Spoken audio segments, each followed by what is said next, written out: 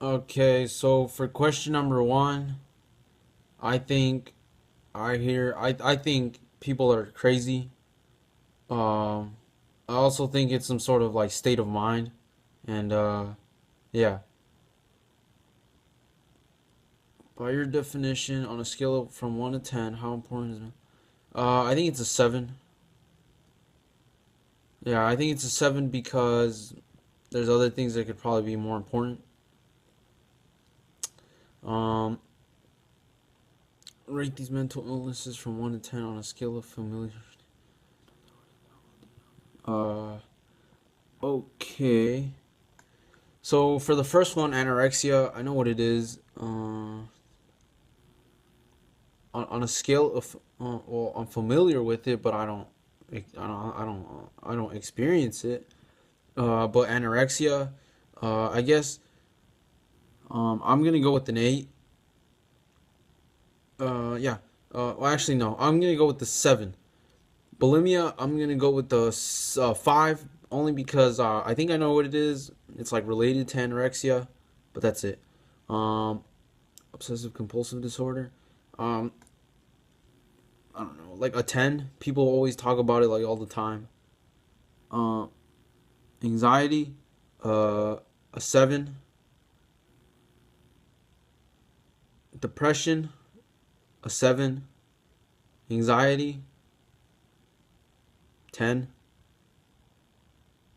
Oh, you put anxiety twice, bro. Uh, Depression, put, you put depression again twice. 8. How about that? An 8.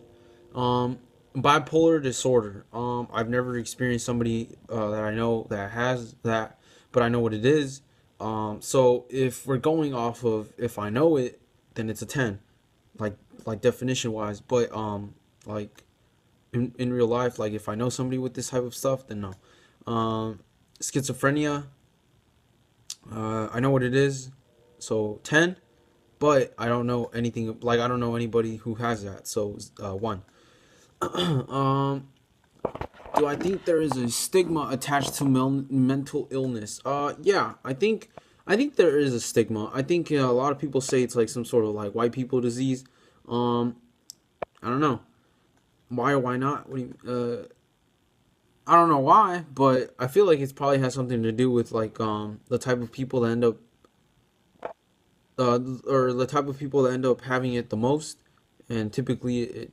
Well, I mean, I don't know if this is like a fact, but from what like he's always on TV and stuff, it's always like white people that are always have this type of or are very common with this type of like mental illness. Yeah. Do I think there's a correlation between physically ill and mentally ill?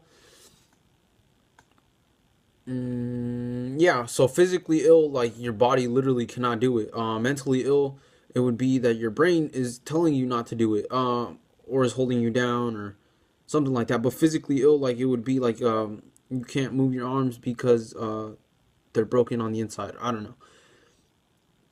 What's the main difference? I think the main difference is like I think the main difference is that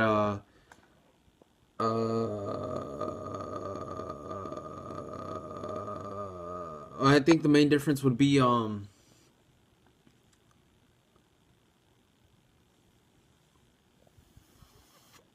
I think the main difference is how much it affects a person, and so physically ill you can get over this type of stuff, but mentally ill, I don't think you can get past over this stuff, especially if it's like some sort of severe, um, some sort of severe psychological disorder or problem that the person faces.